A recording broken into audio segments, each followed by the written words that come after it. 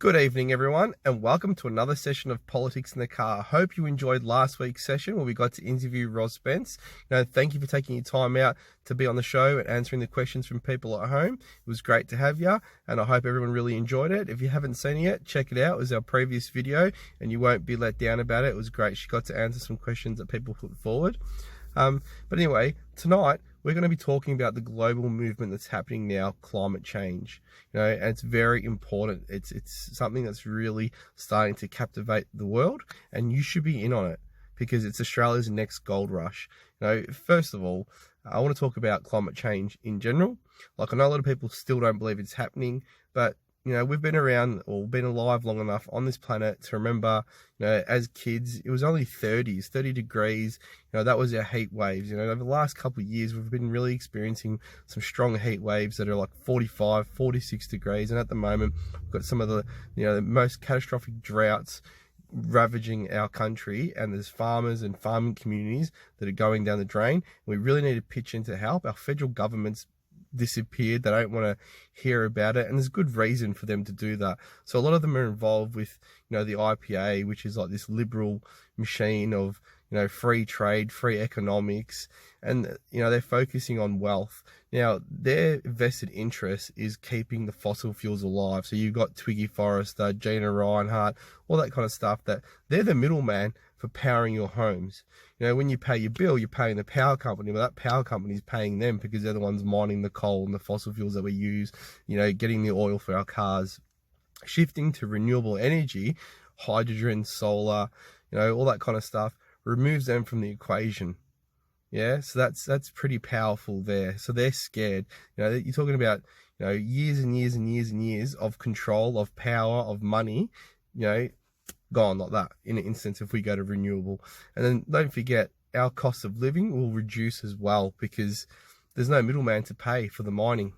It'll create, and I know people are scared of jobs, but it'll create more jobs because you're still going to need to service the power grid, build power grids, build new, infrastructure. And there'll always be mining. Like, we need iron ore to build stuff. Like, our cars are made from metal, like the one I'm sitting in tonight.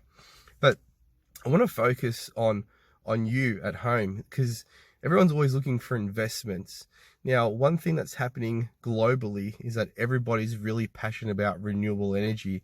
Now's the time to invest in renewable energy. If you want to build yourself a nest egg into the future, now's the time to jump into that early investment where they're developing the products, they're developing, the infrastructure.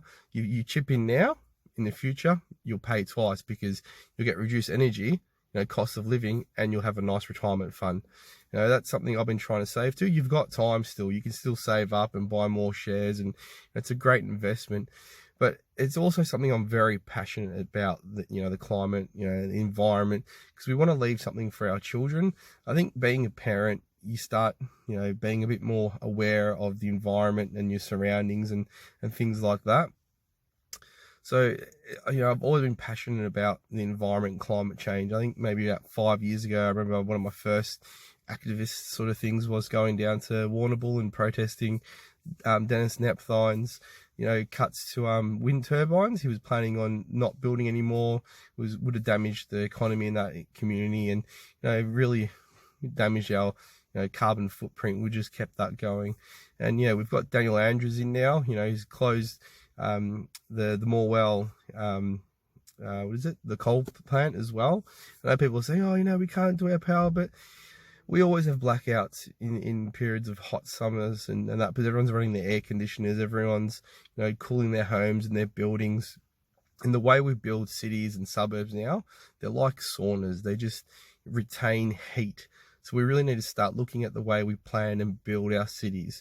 We need that, green in there. We need to, reduce the heat retention, put, water back into our buildings and well, not so much our buildings, but you know what I mean?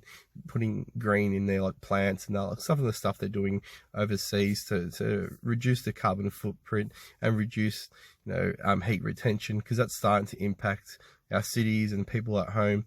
And it's also quite dangerous because you'll find in heat waves, the elderly and the young suffer the most. Like, people die of heat. That's how dangerous it is, and it's getting worse. So we really need to start focusing more. At home, there's a few things that you can do invest in renewable energy, switch to a renewable energy provider, and just, being active in that space. And, at the moment, it's going to happen.